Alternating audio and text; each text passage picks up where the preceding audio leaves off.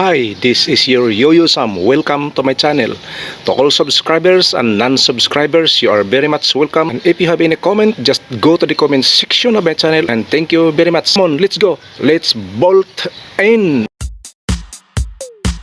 Good morning, this is your Yo-Yo Sam. Welcome to my channel. Ngayon ay Friday, January 14, 9 AM ng umaga. Ang ating topic ngayon ay mag-unbox uri ng gamit sa computer, yung tinatawag na portable hard drive. Kaya dito ko siya i-imbak importanteng files na ginagamit ko upang isang uri ng portable hard drive na ang kuha nito ay 1 terabyte. Ang price nito dito sa amin sa isang computer shop o computer store ay 3,250 local money o Philippine peso. Ang brand ng unbox ngayon ay Transcend 1 terabyte StoreJet 25M3 portable hard drive USB 3.1. Yan siya. At ang nakalagay dito ay Prestige of Anti-Shock Protection. Transcend ang isang brand. So i-unbox natin to.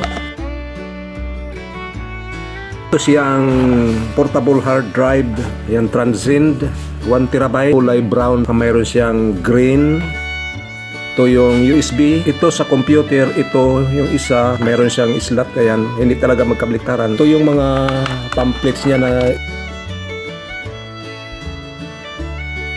pamphlets na pinapadala. Mayroong mga nakasulat na mga maliliit, mayroong sulat ng Arabic, Chinese, Russian, English, French nakasulat nito. O hindi na kailangan natin basahin. Ito lang yung mga kanya picture niya na pwede mo siyang gagamitin doon, isaksak mo sa likod. At hindi lang ang Transcend, gumagawa sila ng ganitong uri na hard drive, DDR4 yung latest at saka yung DDR3. Ito ang ginagawa, ito mga gawa nila. At saka mayroon din silang mga sikat na flash drives na ginagawa nila. Pwede din ito siya gamitin sa iyong body system camera at panahon ng pag-grade o sa personal na bagay na kailangan mo i-document, katulad sa mga pulis na mayroon silang sariling camera upang maprotektahan ang uri ng isang tao na kanilang inaaresto upang walang hindi planted, dahil pwede ito siya gamitin na iyong backup memory. Ilagay mo lang doon sa iyong yan nakita sa pulis na pwede siyang gagamitin dito sa kanilang camera sa panahon ng pagre-read o pag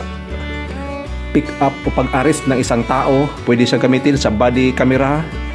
Yan ang installation, accessories at saka docking station. Kompleto siya.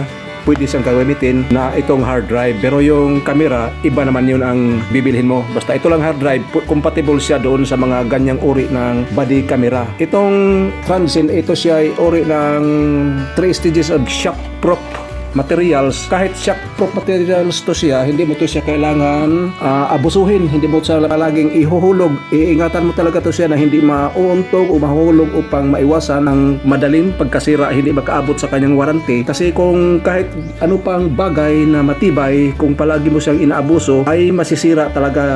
Dating ang panahon na masisira siya. So nandyan na yung sa tao kung ang sa paggamit ng isang bagay na masyado siyang nagtitiwala na ito ay matibay, wala siyang huwag careless, hindi siya nag-iingat, kaya madaling masira talaga. So kailangan lang kunting ingat, kahit shockproof o ano pa riyan, kahit anong bagay na binibili mo, kailangan mo talaga siyang ingatan dahil ikaw rin ang makikinabang sa iyong gamit. Ikaw rin ang magsasuffer kung masisira agad. So malaking abala yan, kaya kailangan talaga na iingatan mo. This is your Yo-Yo Sam. See you on my next vlog, and don't forget to subscribe and like and share it to your friends or pal. See you and God bless us all. Kasi ka pala, testing ko muna to sa computer kung paano siya gumagana. So, hali kayo at samahan nyo ako.